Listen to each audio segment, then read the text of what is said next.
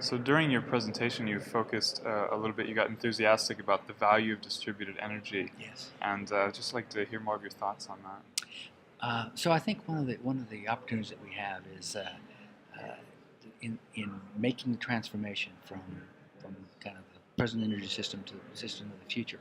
One of the things we have to do is be a lot more efficient.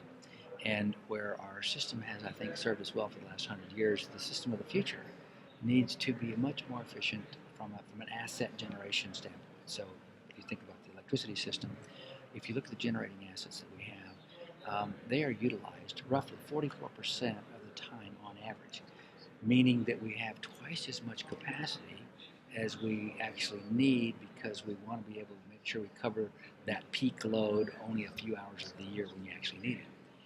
If you go to a distributed generation system, you're able to close that gap dramatically because you're able to have both generating assets and the be able to match to the variable load in a way that you don't need 2x of the asset investment to meet the load at those peak times. And so I think there's an opportunity there and a value that distributed generation brings, especially as it relates to technologies like solar that are better matched to the peak. So in the U.S. Southwest, for instance, the peak load occurs in a hot summer afternoon. Well, it's the time you have the most resource. So being able to match that renewable resource to the peak load really allows you the system to be a lot more efficient than a central system where you have big power plants and big wires connecting those. And I think it's really where we need to go relative to the future investments in our energy system, primarily because it's a much better return on investment business model when you have a distributed resource and application than when you have centralized. Definitely. And at the moment, what do you see are currently the biggest barriers to that distributed energy system, which has so much promise that we could work on overcoming? Well, I think to a large degree, you've got people who have made investments and expect those investments to pay off for many years to come, and so It's a weird expectation, isn't yeah, it? and I think that's one of the challenges I think of our energy system in general is it's very capital intensive, and the capital life cycles are very very long, which is why it's so important that we be thinking about what the future can be and make investments that essentially intercept where technologies will be for the future rather than trying to continue to rely on very old, outdated business approaches that have a long life to them.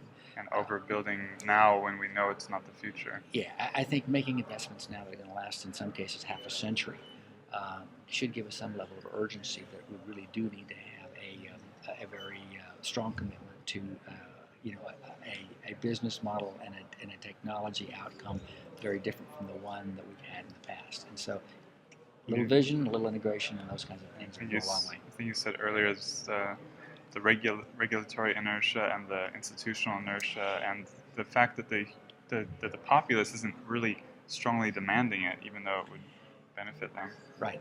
There's no question that we've shaped our energy market through regulatory processes for the purpose of keeping our energy prices low. Served us well in the past. The challenge for the future is it's not sustainable. And so as we think through how these regulatory processes and requirements that shape our markets and our investment strategies will ultimately affect the way our system looks. It's really important to be a lot more forward-looking and visionary about how we want that system to look in the future, and then begin to make those regulatory requirements much more consistent with the outcomes that we're really seeking, not the ones that we've had in the past. And who would be in charge of making those kind of changes? That's part of the challenge is we've got multiple jurisdictions. So you got the Federal Energy Regulatory Commission, you've got multiple state public utility commissions, you've got municipal regulatory agencies of all kinds. All of those things are a mosaic of people who have a say in how this thing plays out. And building codes and those kinds of things are actually important when it comes to an efficient distributed generating system. As a consequence, all of those need to be in alignment. That's one of the challenges that we have is multiple jurisdictions, many of them overlapping. All of them need to be in alignment to do something different than what we've always been doing. Thank you so much. We greatly appreciate the work Okay, you're doing. very good. Thank you for the opportunity.